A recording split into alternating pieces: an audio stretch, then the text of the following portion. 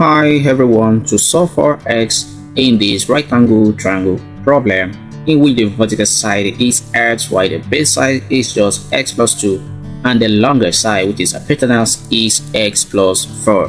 This is a multiple choice question and the value of x is just one of these. And before we go on, the actual answer is gonna be 6. If you can solve it from the other hand there and you get this 6, that is very much okay.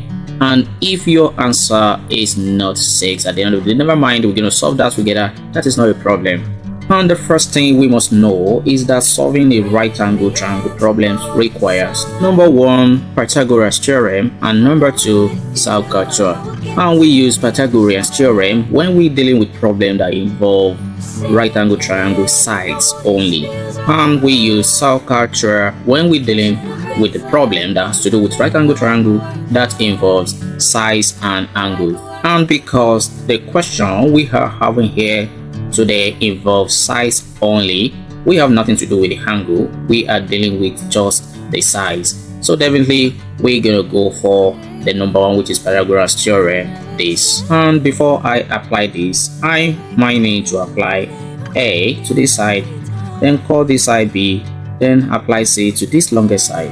Having done that, Pythagorean theorem states that A side square plus B side square definitely equals to C side square. Remember that side A equals x, side B equals x plus 2, while side C equals x plus 4. Then we have this for A side, x squared plus, for B side, x plus 2 all raised by the power of 2 equals, for C side, that's going to be x plus 4 all raised by the power of 2. And the next thing we're going to do is to expand this and this, following this basic expression by assigning A here and assigning B here. We have A here and assign B here. Then our expression is going to become x squared plus 4x plus 4 equals x squared plus 8x plus 60, because the expansion of x plus 2 square give this, and the expansion of x plus 4 square give this as well. And the next thing we're going to do is to say that this is going to go for this, then we're going to relate 4x together with 8x and 4 with 16. Having done that, we are left with x raised by the power of 2, that is x squared minus 4x minus 12 equals 0. And this is a quadratic equation. Then we're going to need to factorize this, which is x plus 2 multiplied by x minus 6 equals 0. X plus 2 equals 0 and x minus 6 equals 0.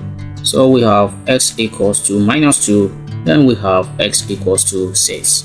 So we have a negative value for x, then we have a positive value of x, which is 6. So for negative, we're going to discard this and we're going to go for this positive.